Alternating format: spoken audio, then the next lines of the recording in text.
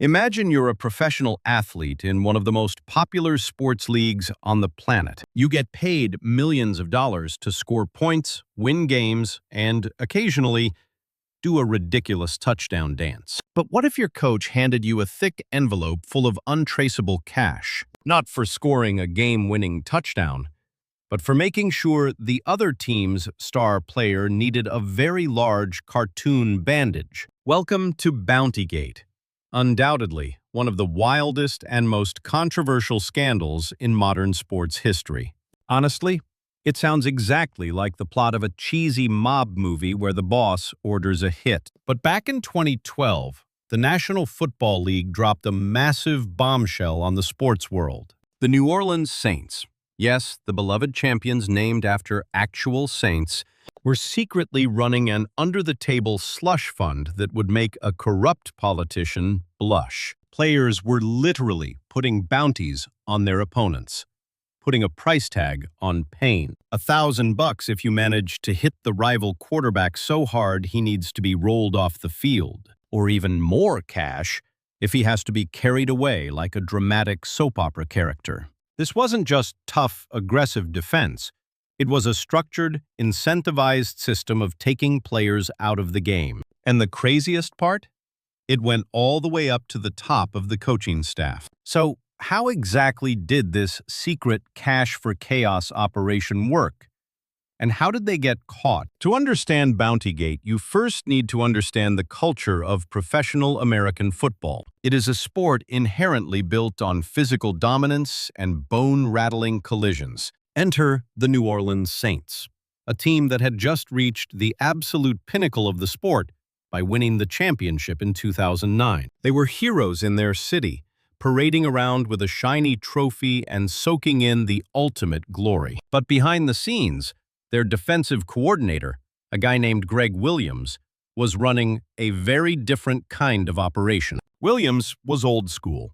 He believed in extreme intimidation, preaching a philosophy of absolute defensive destruction. To enforce this, he created a performance pool. Players would actually chip in their own cash into a secret locker room stash. Hundreds, then thousands, and eventually up to $50,000 piled up in this illicit slush fund. The rules were simple. You make a great legal play, like an interception, you get a small standard payout. But the real big bucks? Those were exclusively reserved for cart-offs and knockouts. A knockout meant hitting an opponent so aggressively they couldn't return to the game. That earned a massive bonus. Players were essentially being bribed by their own coaching staff to cross the line from tough play to intentional harm. And the system worked for a while. The Saints' defense was feared. But eventually, the NFL started sniffing around. Whenever whispers of this bounty system reached the league office, the coaches vehemently denied everything. They kept the vault locked tight. But secrets in professional sports, especially those involving cash, never stay buried forever. In 2012, a whistleblower finally provided the smoking gun the NFL was looking for. An audio recording leaked of Coach Williams explicitly instructing his defense before a playoff game. He wasn't just telling them to play hard. He was literally naming body parts, targeting knees and heads, specifically trying to force the opposing star players out of the game. The defense transformed from professional athletes into literal bounty hunters. During their 2009 playoff run, this violence was turned up to 11. Opposing veteran quarterbacks were battered relentlessly, hit after hit, play after play. One legendary quarterback took so many late hits, he looked like he'd fallen down a flight of stairs. And every time an opponent limped off the field, the cash register rang loudly in the locker room. When the league office heard the leaked audio, they were absolutely furious. The commissioners saw this not just as a rule violation, but a direct threat to the game's integrity. If fans believed players were paid to injure each other, the sport's reputation would crumble. The Saints organization, riding high on their championship, thought they were untouchable. But the league was preparing to bring down the hammer with historic severity. The secret vault was about to be permanently slammed shut. The NFL didn't just hand out a mild warning. They delivered the harshest punishments in the history of the sport. Defensive coordinator Greg Williams, the architect of the cash for hits system, was suspended indefinitely, banished from the league. The head coach was suspended for an entire season without pay, simply for turning a blind eye to the locker room cash. Even the team's general manager was hit with a brutal half-season ban for failing to shut the operation down. The franchise itself was slapped with a massive $500,000 fine, hitting them right where it hurts, the wallet. Plus, they were stripped of 2 valuable draft picks, severely crippling their ability to recruit new young talent. This was absolutely unprecedented. A Super Bowl-winning head coach completely exiled from his own team's facility. But the coaches weren't the only ones to fall. Several key defensive players were slapped with brutal multi-game suspensions. One star linebacker was even handed a full-year ban, left to watch from the sidelines in sheer disbelief.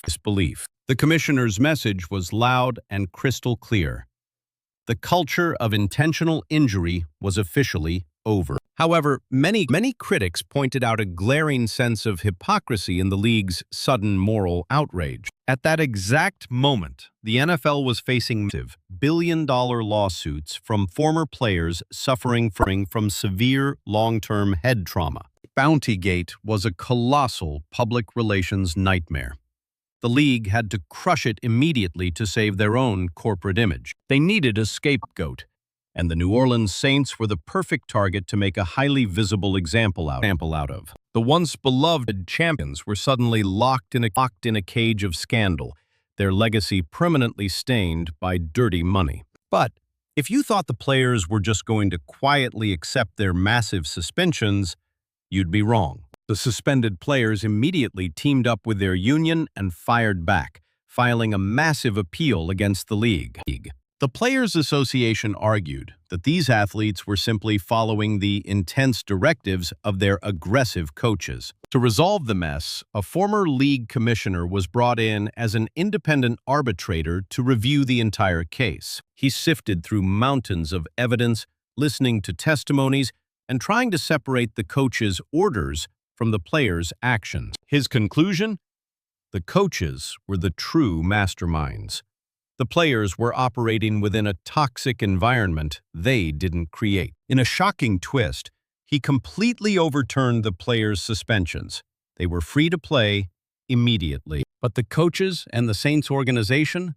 Their massive penalties remained completely intact. They were left holding the bag. It was a bizarre double standard.